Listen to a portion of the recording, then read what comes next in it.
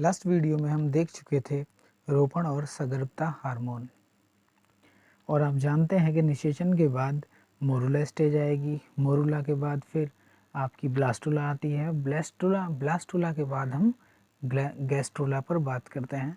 तो आपका ये आज यहीं से स्टार्ट कर रहे हैं गैस्ट्रोलेशन से। तो देखिए, ब्लास्टुला में 3 जनन स्तर का निर्माण होना ही गैस्ट्रोलेशन कहलाता है, और इस प्रोसेस में पूरे 3 वीक का टाइम लगता है। 2 वीक के एंड पर जो भ्रूण है वो द्विस्तरीय है, और इसके बाद त्रिस्तरीय होने में उसे 1 वीक और लग जाता है। इसलिए गैस्ट्रुलेशन में निषेचन के बाद 3 वीक लगेंगे। गैस्ट्रुलेशन में एमनियोटिक कैविटी में एक सक्रिय गुहा या खांच बनती है, जिसे हम आद्य रेखा या प्रिमिटिव स्ट्रीक कहते हैं।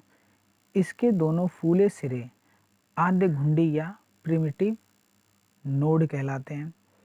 इसके मध्य में एक गर्त होता है, जिसे आद्य गर्त या प्रिमिटिव पिट कहते हैं।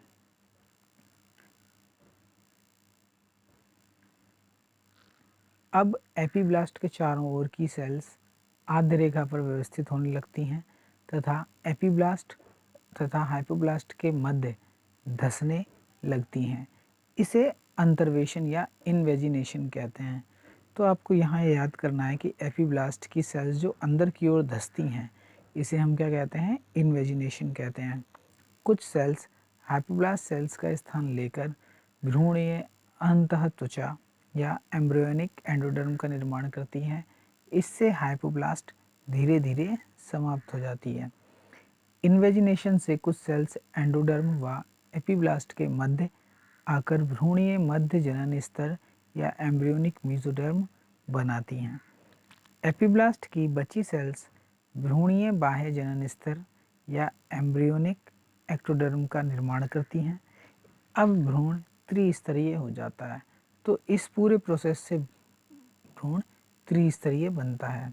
अब देखिए, आप जानते हैं कि भ्रूण में 3 जनन स्तर होते हैं, जिनके नाम आप देख सकते हैं: एक्टोडर्म, मेसोडर्म और एंडोडर्म। तो हमें यहाँ याद होना चाहिए कि किस जनन स्तर से या किस डर्म से किन किन अंगों का निर्माण होता है। तो देखिए, फर्स्ट लेते हैं एक्टोडर्म। तो एक्टोडर्म से त्वक ग्रंथियाँ, इट मीन्स त्वचा पर पाए जाने वाली ग्रंथियाँ, बाल, नाखून, अधिचर्म, नर्वस सिस्टम, मस्तिष्क, एड्रिनल ग्लैंड का मेडुला, पूरी एड्रिनल ग्लैंड नहीं है, केवल एड्रिनल ग्रंथि का मेड्यूला भाग है, पीनियल ग्लैंड, संपूर्ण आँख, कान का आंतरिक भाग, लार ग्रंथि, दांत का इनेमल, मुख गुहा व मलाशय का भीतरी स्तर, पिट्यूटरी ग्लैंड का मध्यपिंड, इन सब का निर्माण आपके होता है एक्टोडर्म से। अब बात करते हैं मेसोडर्म पे। तो देखिए, त्वचा में पाई जाने वाली ग्रंथियां और अधिचर्म, ये तो एक्टोडर्म से बन रहे थे, लेकिन जो चर्म स्तर है ये बनता है आपके मेसोडर्म से।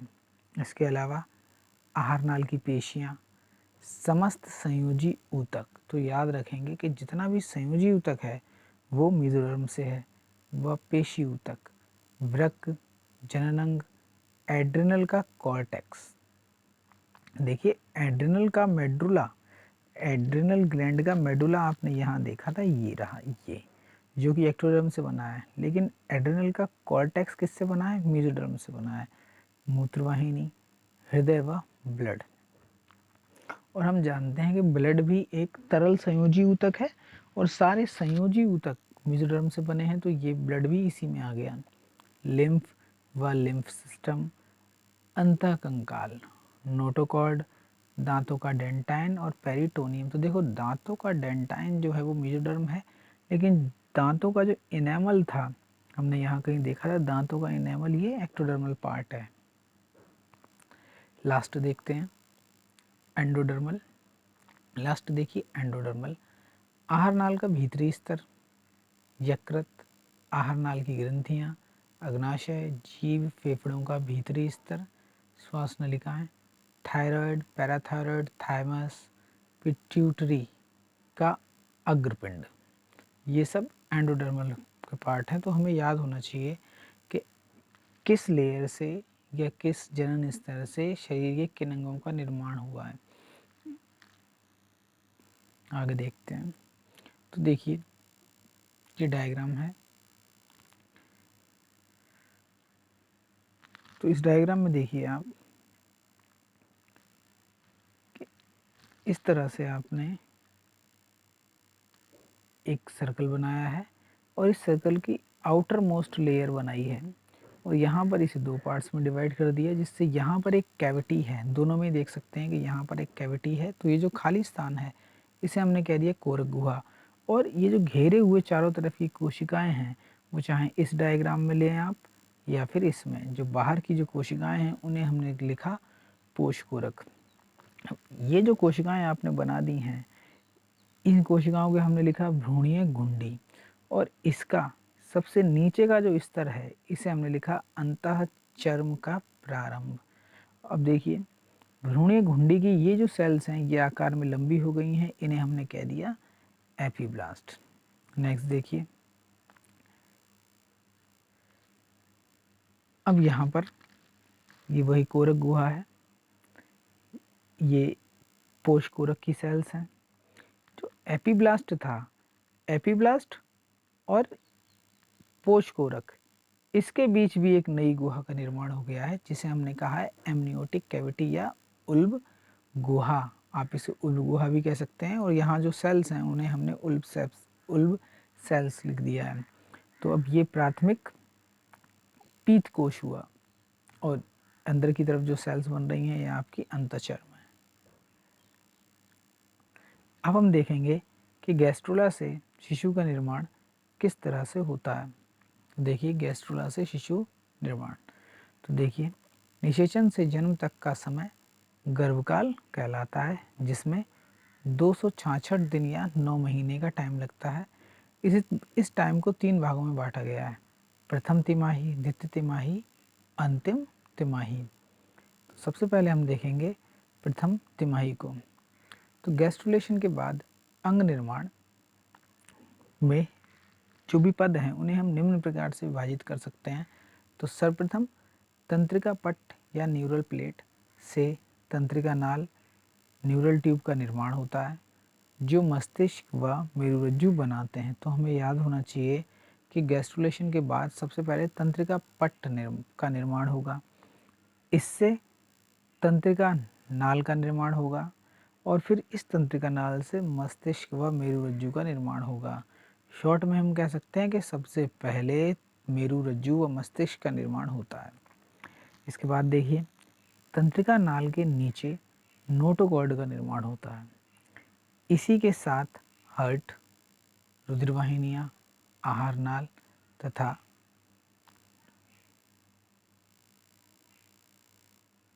दूसरे अंगों का निर्माण होना प्रारंभ होता है।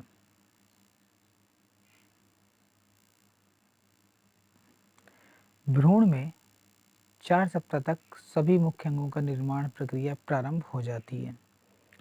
छठे सप्ताह में जनदों का निर्माण शुरू होता है। अंत तक यानी छठे सप्ताह के अंत तक अल्प विकसित परिवहन तंत्र का निर्माण भी हो जाता है। 7 से 9वें वीक में हाथ पैर बन जाते हैं। 2 माह पूर्ण होने पर मानव भ्रूण फीटस कहलाता है। जब 2 महीने पूर्ण हो जाते हैं तब मानव भ्रूण को हम फीटस कहते हैं। इसी समय सभी अंगों का विकास होता है। इस समय को संवेदनशील काल भी कहा जाता है। तीसरे माह तक भ्रूण हाथ व पैर चलाना प्रारंभ कर देता है। नेक्स्ट देखते हैं द्वितीय तिमाही। 4th मंथ में स्केलेटन का विकास प्रारंभ हो जाता है। शरीर पर रक्षात्मक आवरण का निर्माण हो जाता है। 5th मंथ में सिर व शरीर पर रोम बनने लगते हैं, इन्हें लैंगो कहते हैं। 6 मंथ के अंत तक सभी अंग पूर्ण रूप तथा भ्रूण के हृदय की धड़कन माँ के उदर के ऊपर सुन सकते हैं। इसका मतलब ये है कि 6 मंथ के अंत तक सभी अंगों का पूर्ण रूप से निर्माण हो जाता है तथा भ्रूण के हृदय की जो धड़कन है वो माँ के पेट पर कान लगाकर सुनी जा सकती है। लास्ट हम देखते हैं अंतिम तिमाही। तो देखिए अंतिम तिमाही, इसमें आकार व भार में तेजी से वृद्धि होती है, मस्तिष्क का विकास अधिक हो जाता है, प्रतिरक्षा प्राप्त होती है, 9वें मंथ में जन्म के लिए तैयार हो जाता है, लगभग 18 से 20 इंच लंबा, 3 से 4 किलोग्राम भार का इस टाइम शिशु होगा जो कि गर्भ में है। जन्म से पहले शिशु में लेनुगो नष्ट हो जाता है।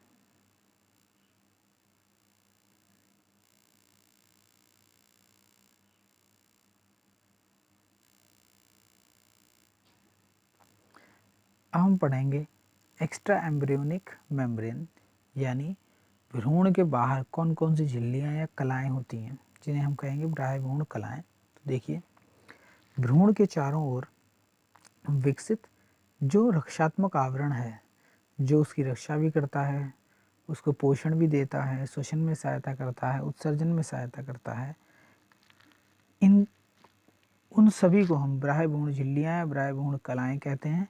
इन्हें 4 भागों में बांटा गया है। तो यहाँ से आप देख सकते हैं कि फर्स्ट है योगसैक या पीतकोश, इसे पीतक कोश भी कहा जाता है।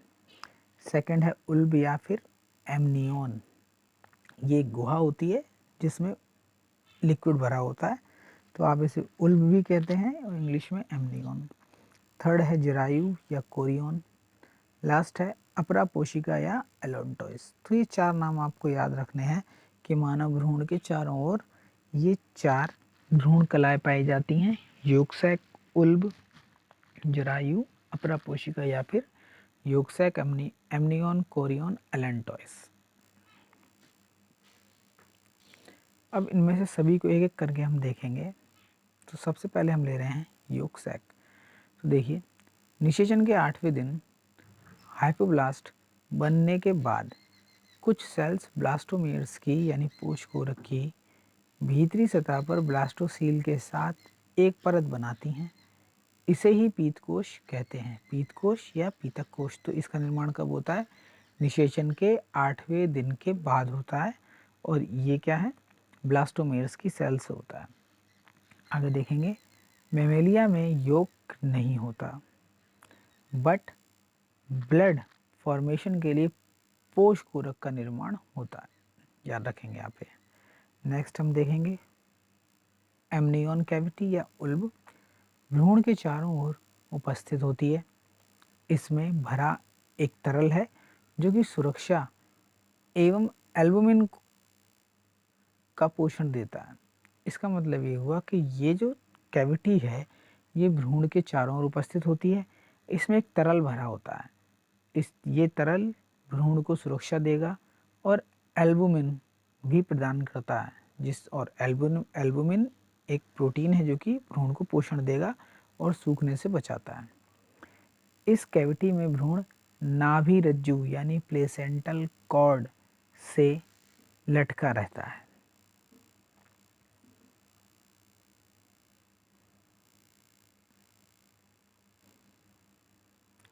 एमनियोन कैविटी में एम्ब्रियोनिक सेल्स पाई जाती हैं। इन सेल्स द्वारा भ्रूण का लिंग व आनुवांशिक विकारों का पता लगाया जा सकता है। यानी जब किसी भ्रूण का लिंग और उसमें कोई बीमारी है ये पता लगाया जाता है तो हमें एमनियोटिक फ्लूइड की ज़रूरत पड़ती है। इस विधि को उल्ब भेदन या एमनियोसेंटेसिस कहते हैं। नेक्स्ट है जरायु, जिसे आप कोरियोन कहेंगे। हाइपोब्लास्ट और मीजोडर्म से उत्पन्न होता है। इसके बाहर एक्टोडर्म व अंदर मीजोडर्म पाई जाती है। एम्ब्रियो के चारों ओर फैली रहती है। मानव में प्लेसेंटे का निर्माण इसी से होता है। इसकी बाहरी सतह पर कोरियोनिक विलाई पाए जाते हैं, और आप जानते हैं कि विलाई का एक मुख्य काम है पोषण ग्रहण करना या फिर आवश्यक पदार्थों को एकत्रित कर लेना या उन्हें अवशोषित कर लेना। ये विलाई पोषण, श्वसन, उत्सर्जन में सहायक होते हैं।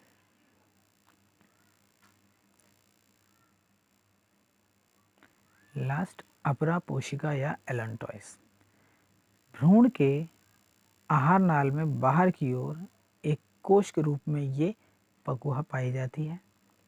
इसमें रुधिर केशिकाएं अपराधमनी व अपराशिरा विकसित हैं। संवहनीय झिल्ली बनाती है। यह प्लेसेंटा का भ्रूणीय भाग होता है। देखिए, प्लेसेंटा शिशु का वह भाग है जिससे वह माता के शरीर से जुड़ा रहता है, जो भ्रूण के लिए आवश्यक पोषक पदार्थ व ऑक्सीजन ग्रहण करता है। अब हम पढ़ेंगे फॉर्मेशन ऑफ प्लेसेंटा। इसका विकास जो है वो कोरियन व गर्भाशय भित्ति से होता है। इसमें विलाई यानी हिंदी में रसांकुर कहेंगे व रुधिर वाहिनियां मिलकर अत्यधिक संवहनी अंग का निर्माण करती हैं। यह प्लेसेंटा गर्भाशय व विलाई से जुड़कर भ्रूण को गर्भाशय भित्ति से जोड़ता है। निषेचन के तीसरे वीक तक इसका निर्माण होता है। यह इसमें जो अंकुर हैं यानी जो विलाई हैं ये पोषण ग्रहण करते हैं।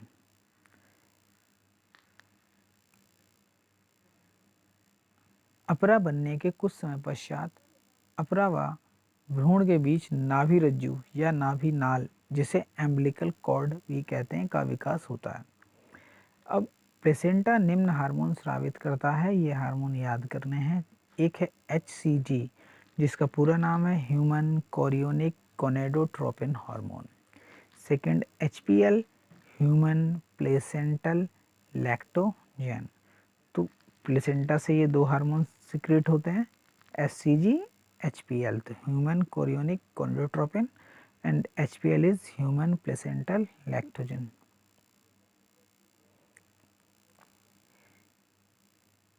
इसके अलावा यहाँ पर एस्ट्रोजन और प्रोजेस्टेरोन हार्मोन भी सीक्रेट किए जाते हैं।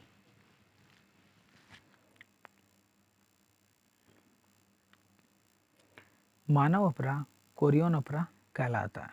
देखिए, आप जब हायर क्लासेस में जाएंगे तब आपको अपरा यानी प्लेसेंटा के टाइप्स पढ़ने को मिलेंगे। तो अब हमें यहाँ वो नहीं पढ़ने, हमें बस ये पता होना चाहिए कि हम जो मानव जनन पढ़ रहे हैं इसमें अपरा का टाइप कौन सा है, यानी प्लेसेंटा का टाइप क्या है। तो वो है कोरियोनिक प्लेसेंटा या कोरियन अपरा। इसकी लंबाई 18 सेंटीमीटर और व्यास 4 सेंटीमीटर है। नाभि रज्जु द्वारा यह भ्रूण से जुड़ा है। इसमें जो एलेंटोइस है वो छोटा होता है। मानव अपरा हीमोकोरियल एंड मेटाडिस्कोइडल प्रकार का होता है। ये भी अपरा का ही प्रकार है जो आपको हायर क्लासेस में मिलेगा।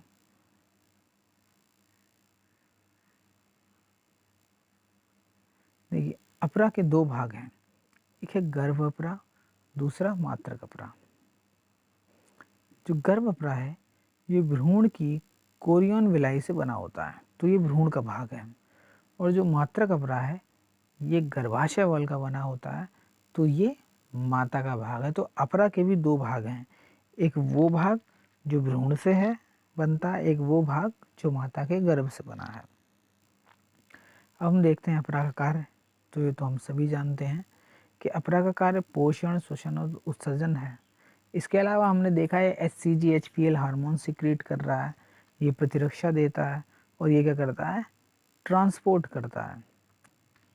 और अगर मदर में कोई पैथोजेंस हैं तो ये उनको भी ट्रांसपोर्ट कर देता है। आगे देखते हैं चाइल्ड बर्थ यानी प्रसव। तो गर्भाशय की अनैच्छिक पेशियों में संकुचन द्वारा शिशु का जन्म लेना प्रसव कहलाता है, या फिर शॉर्ट में हम कहें शिशु का जन्म लेना ही प्रसव कहलाता है। जो कि कैसे होगा, गर्भाशय की जो अनैच्छिक पेशियां हैं उनमें लगातार संकुचन होने से क्रिया होती है। इन संकुचनों को प्रसव संकुचन कहते हैं। इस अनुभव को प्रसव वेदना कहते हैं, या फिर हम कह सकते हैं कि इस क्रिया में फीमेल को जो दर्द होता है उसे हम प्रसव पीड़ा कहते हैं। इसकी 3 अवस्थाएं हैं।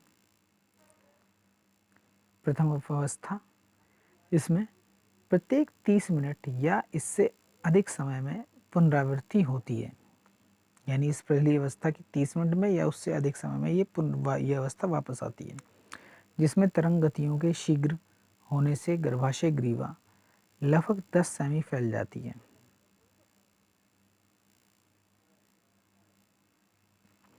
ये सबसे लंबी अवस्था है जिसमें 8 से 24 घंटे तक का समय लग सकता है। अब है इसकी द्वितीय अवस्था। तो द्वितीय अवस्था में इसमें पहले शिशु का सिर धीरे धीरे योनि से बाहर आता है तथा कुछ संकुचन पश्चात संपूर्ण शिशु बाहर आ जाता है। अभी भी नाभि रज्जु शिशु को अपरा से जोड़े रहती है। इसके बाद आती है थर्ड अवस्था। इसमें प्लेसेंटा गर्भाशय से पृथक होता है। इसे धागे या शिशु की ओर बांधकर असंक्रमित ब्लेड से काट देते हैं। मतलब यह है कि जो तीसरी अवस्था है इसमें प्लेसेंटा गर्भाशय से पृथक कर दिया जाता है और इसके लिए शिशु की ओर से प्लेसेंटा को धागे से बांधकर एक असंक्रमित ब्लेड से काट दिया जाता है। यह क्रिया शिशु जन्म के 10 से 20 मिनट के अंतर पर होती है। तो इस तरह से आपका ये चैप्टर ख़त्म होता है। उम्मीद है कि आपको ये सब समझ आया होगा। Thank you.